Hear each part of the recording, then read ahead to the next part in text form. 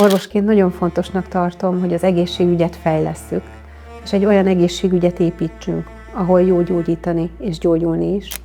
De számomra a térség is fontos, hogy Ózdat és a térségét végre visszategyük Magyarország térképére, visszacsatornázzuk Magyarország vérkeringésébe, és végre Ózd is valóban fejlődésnek indulhasson, ne csak ígérgessék.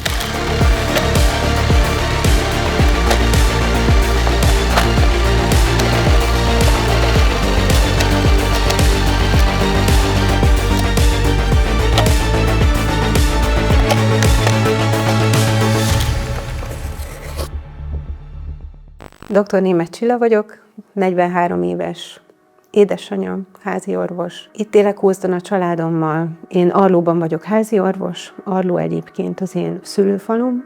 Ott nőttem fel, egy csodálatos kisfalu, nagyon gyönyörű gyerekkorunk volt, egy csodálatos családban. Korán eldöntöttem, hogy orvos leszek, tehát 7-es voltam, amikor ez úgymond célként lebegett már a szemem előtt, úgyhogy én így választottam gimnáziumot, úgyhogy biológia tagozatra mentem Egerbe a Dobó István gimnáziumba, és onnan pedig egyenes út volt a Debreceni Orvostudományi Egyetem. Neurológus rezidensként kezdtem a pályámat Miskolcon a Borsod-Abaúj-Zemplén megyei kórház neurológia általános, neurológia, toxikológia és stroke osztályán, úgyhogy ott dolgoztam 5 évet, és utána a Máté Szalka területi kórházban lettem végül szakorvos. Utána úgy döntöttünk férjemmel, aki szintén neurológus, hogy hazaköltözünk Ózdra. Egy borsodi mindig borsodi, tehát itt vagyok igazán otthon. 2007-ben, amikor leraktuk a diplománkat, már akkor elkezdtünk azon gondolkodni, hogy itt Magyarországon kezdjünk el dolgozni, vagy a többiekhez hasonlóan elmenjünk külföldre, de úgy voltunk vele, hogy mi szeretjük a hazánkat, és itt maradtunk, és ezt egyébként nem bántuk meg, viszont minden évben újra visszatért, hogy menjünk vagy maradjunk, mert az egészségügyi helyzete 2007 óta egyre csak romlott. Mi viszont itt maradtunk, mert pontosan láttuk azt, hogy az idősödő szüleinket nem szerettük volna kiszolgáltatottan itthon hagyni ebben az egészségügyi rendszerben. Országosan csak ha az alapellátást nézzük, akkor több mint 1000 betöltetlen házi orvosi körzet van, jelenleg Borsod megyében egyébként 99. Ami nagyon magas szám. A betöltetlen körzetek, ugye ne úgy képzeljük el őket, hogy ott nincs orvos, és akkor azok a betegek ellátatlanok, hanem a betöltetlen körzetekhez egy másik praxisokból rendelkező körzetben dolgozó orvos elvállalja, hogy jár és helyettesít. Nekem is van egy ilyen körzetem, tehát én is rendelek a saját praxisomban, illetve van egy betöltetlen körzet, amit helyettesítek, de például a férjem a saját praxisa mellett másik 2 helyettesített, 5 praxisban dolgozunk, mi 2 most. Az alapellátásnak a fejlesztése elsődleges fontosságú lenne, hogy megbecsülést kapjanak a házi orvosok, hogy vonzóvá tegyük a fiatalok számára a házi orvosi tevékenységet, a házi orvosi létet. Évente 60 000 ember hal meg Magyarországon megelőzhető betegségekben, ami uniós átlagtól sokkal rosszabb. És a megelőzésnek a kulcsa az alapellátás. Egy uniós átlaghoz képest a Borsod megyében élők 7-8 évet veszítenek, és ez borzasztó.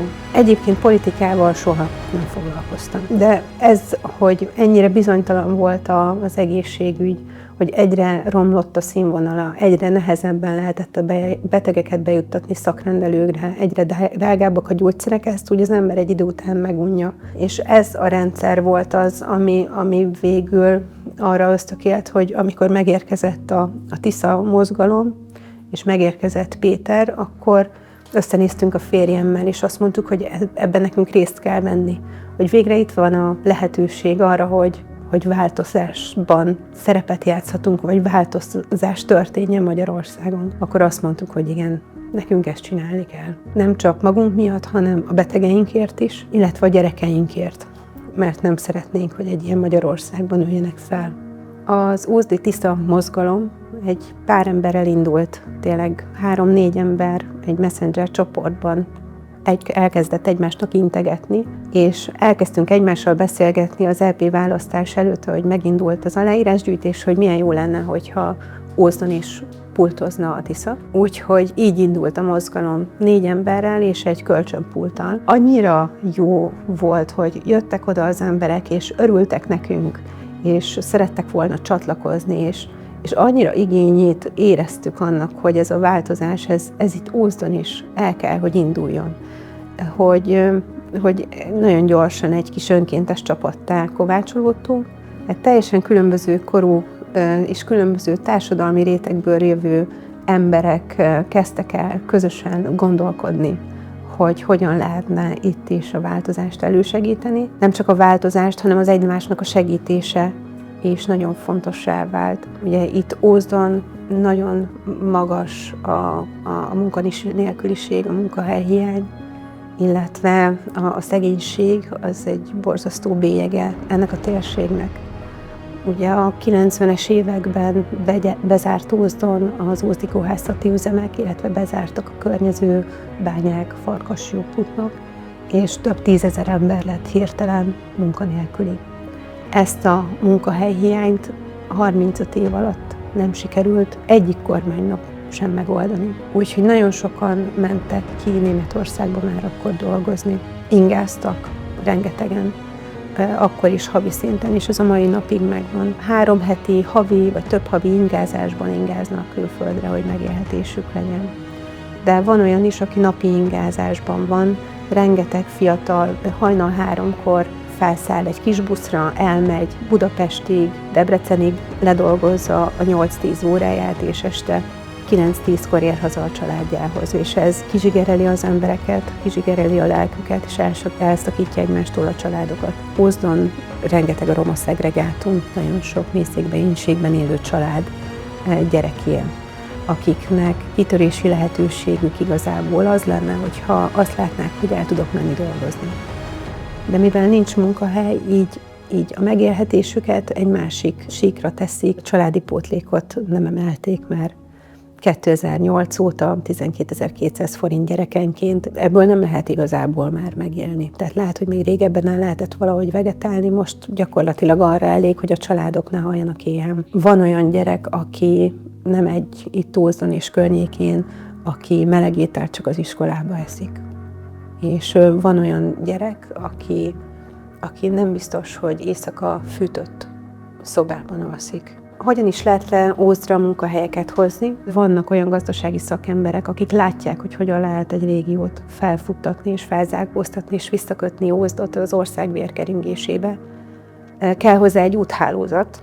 Jelenleg nincs normális utunk, ami Ózdra vezetne, nincs egy elkerülő utunk, ugye, ami Miskolcról érkezne, úgyhogy mindenképpen az út az fontos lenne, hogy Ózdra munkahelyek jöjjenek, illetve a politikai akarat, hogy valaki eldöntse azt, hogy itt Ózdot fejleszteni kellene. Mindig dobtak egy pici elemózsiát, de valódi fejlesztések nem történtek.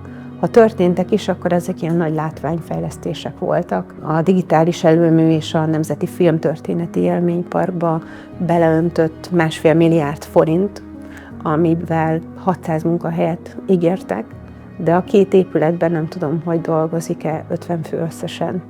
Tehát, hogy igazából jött beruházás, és ez egy nagy volumenű, nagyon látványos beruházás volt, de a munkahelyteremtő értéke gyakorlatilag minimális ahhoz képest, hogy mennyi munkahely kellene ide Ózdra. Ózd egyébként egy speciális város, régóta ellenzéki, és a közhangulatban érezhető, hogy itt az emberek a változást nagyon-nagyon szeretnék, de hiába Ózd erős, és Ózdon a változást nagyon szeretnék az emberek, Ózd mellett a választókerülethez 70 másik település tartozik, és nagyon sok a kis település.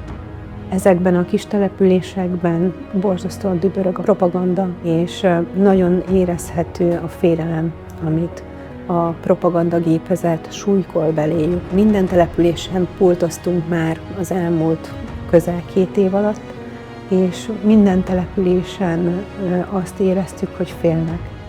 Nem csak attól, hogy háború lesz, és tényleg eljön a világ vége, hogyha nem a Fidesz nyer a választásokon, mert van, aki egyébként átlátja, és van, aki átlát a szitán, de a kis településen élők annyira ki vannak szolgáltatva a település vezetőségének, az önkormányzatoknak, hogy rengeteg településen nem mertek hozzánk odajönni.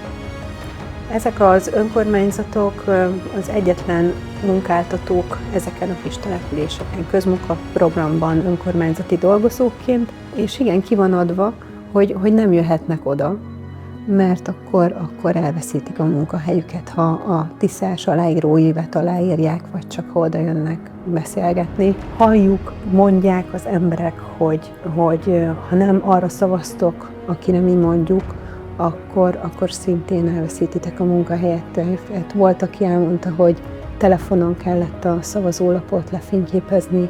Én ebben hiszek, hogy nyílnak a szemek, és eljut az emberekhez az az üzenet, hogy nem kell félni, mert április 13-án is fel fog kelni a nap, és menni fog az élet tovább, és rá fognak ezek az emberek jönni, hogy nem történt semmi borzasztó dolog, hanem egyszerűen csak Magyarország működik tovább. De egy olyan Magyarország fog tovább működni, amiben már kimondhatjuk a véleményünket, ahol nem lesz baj, hogy az én véleményem más, mint a tiéd, ahol lehet majd véleményekkel cserélni, ahol lehet érdekeket ütköztetni, függetlenül attól, hogy én egy kicsit jobboldali vagyok, vagy baloldali vagyok, elfogadom a másik véleményét, és ez egy nagyon fontos dolog lenne, hogy tudjunk újra úgy beszélgetni egymással, hogy a gyűlölet és a félelem, hogy most mondhatom-e neked, nem mondhatom neked, az szűnjön meg. És mindenki az lehessen, ami valóban lenni akar.